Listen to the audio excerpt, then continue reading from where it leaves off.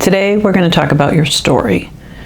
And what I mean by your story is not just the events of your life, but the meaning you've given to those events and how you see yourself in what has happened, because that defines the direction that you're healing in.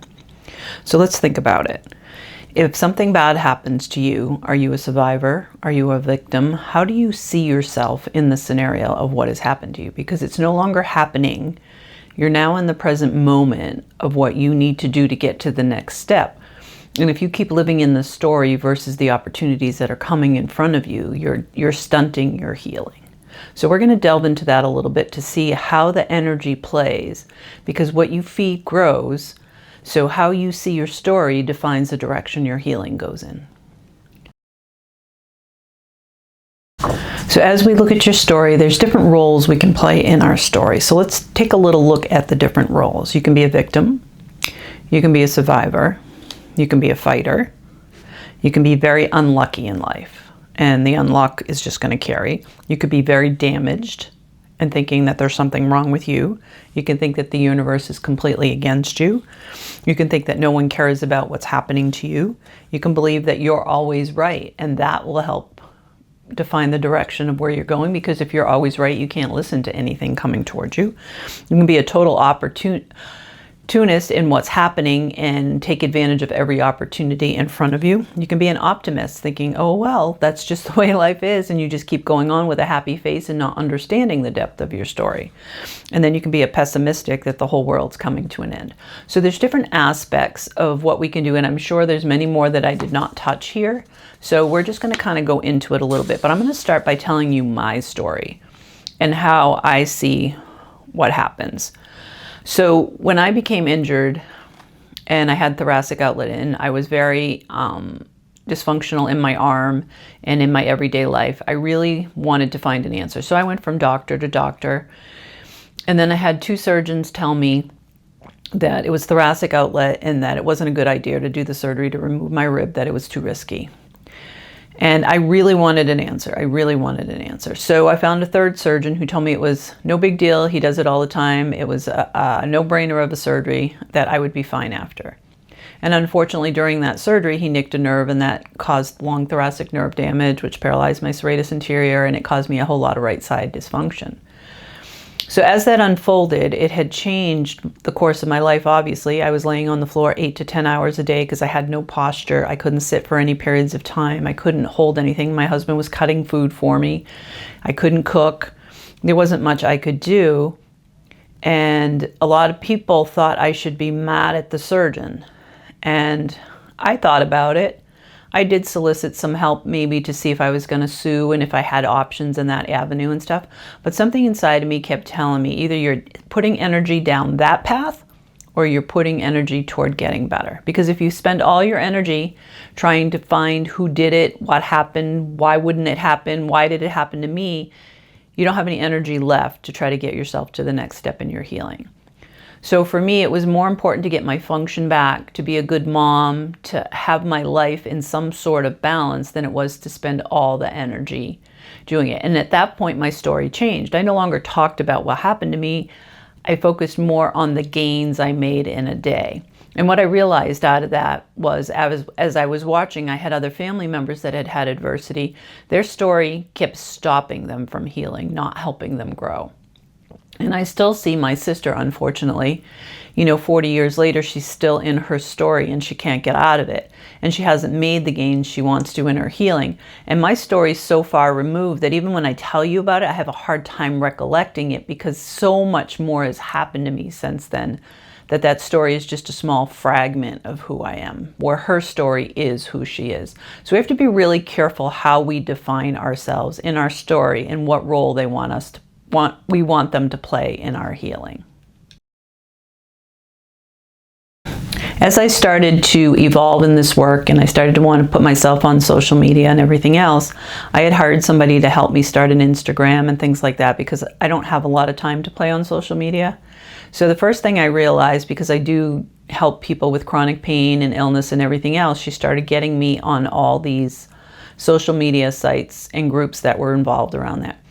And the first thing I noticed as I started to learn about the social media is how much the story carried for these individuals, and how much putting their bad day out there got them likes or got people to feel sorry for them. And they put pictures of themselves in the hospital. They didn't want to be alone in their journey, and I totally get that. But what it was doing, it was feeding this energy and keeping them down. And there was a point where I reached out to quite a few of them and offered them free resources and everything else, and showing them that the story wasn't where they wanted to be, that they wanted to be more an opportunist in their healing. And I never got a response back from anybody. I think maybe they thought I was soliciting. Maybe I was trying to sell them something, but what I was trying to do was just offer them another option than to keep posting pictures and wanting likes on their misery, not their gains. Because in today's world, we've sensationalized the victim mentality, and as long as we stay in it, we're never going to get out of it, because it becomes your identity. And once it becomes your identity, it's really hard to take advantage of an opportunity that's going to get you out of it, because your whole life is set up and the people around you are set up for you to be a victim.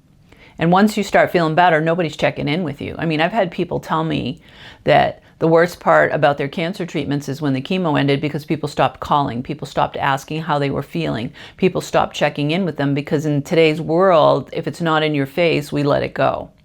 So we feed the victim mentality pretty good. So we have to decide for ourselves, who do we want to be in our healing, and how do we want our journey to turn out?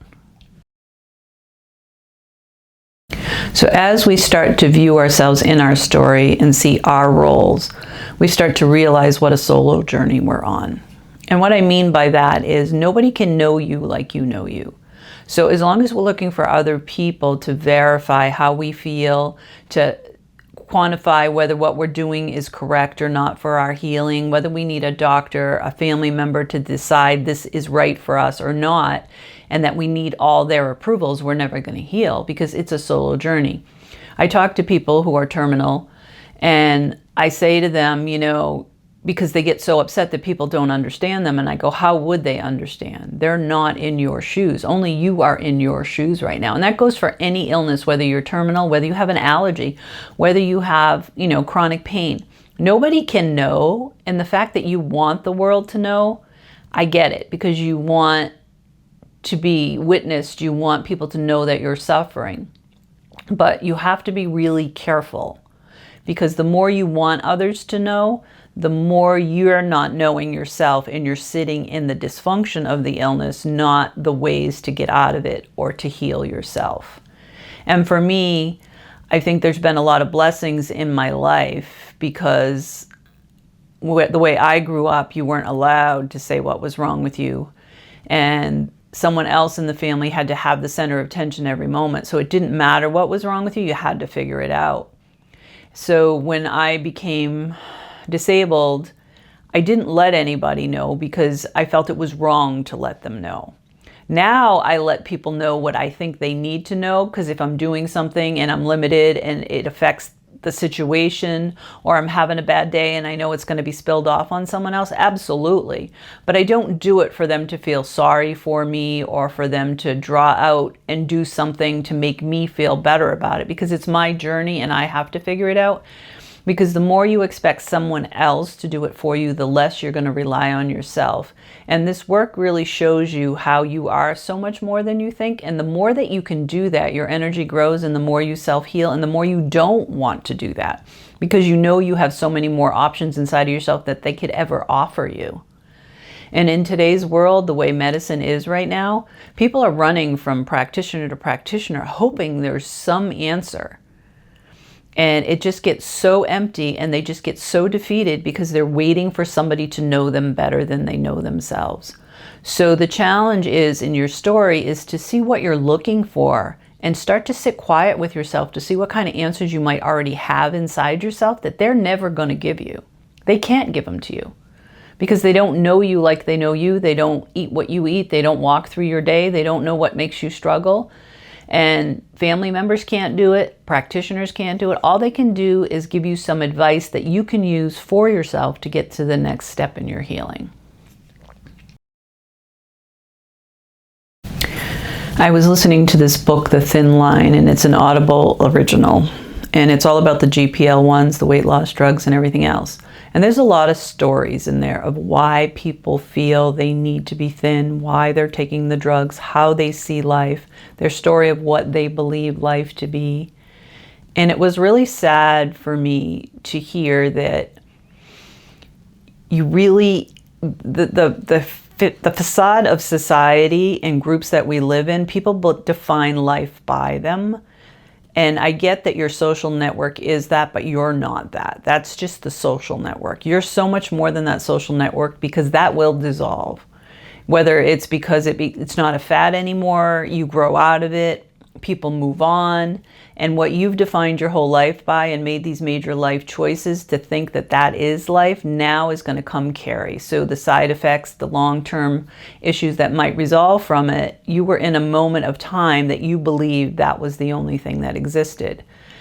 And it had to do with some gentleman was in the gay community and in the bear community, and it was how people have to look a certain way and be a certain way to fit in. And his story was really kind of profound, because as he realized he lost the weight, he was no longer accepted in that community because he wasn't that part anymore. And he started to find his own way and his own path and see inside of himself he was more than what the community was.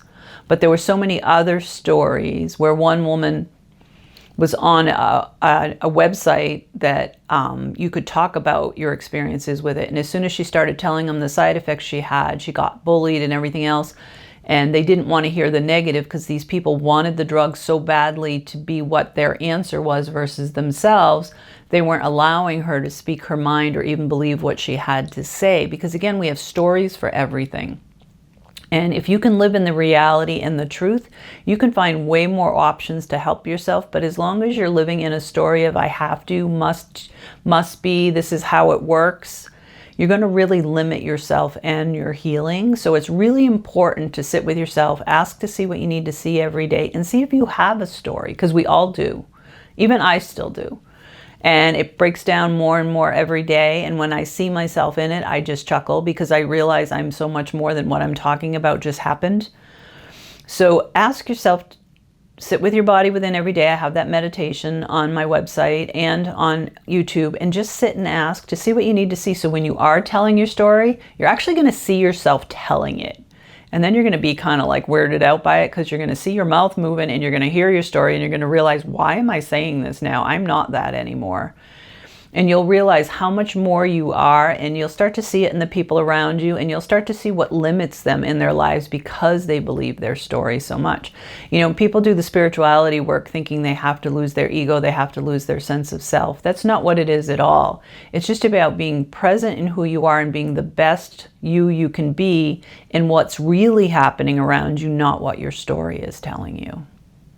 So your story is not you. You are so much more. I'm going to tell you a few stories that I've heard from people, just to give you an idea of what a story could be. I have one woman that has severe osteoporosis, and it's really hard for her to get out of her own way to help herself.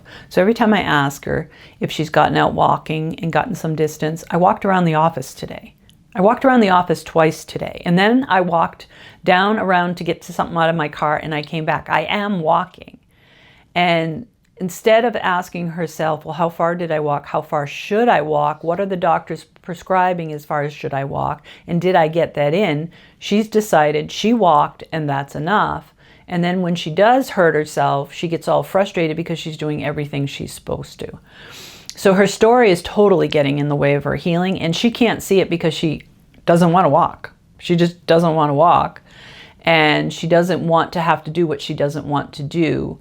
And those are the things that she has to see about the story she's telling herself, because she's frustrated that she's not healing, but she can't heal because she's telling herself a story that's stopping her from healing.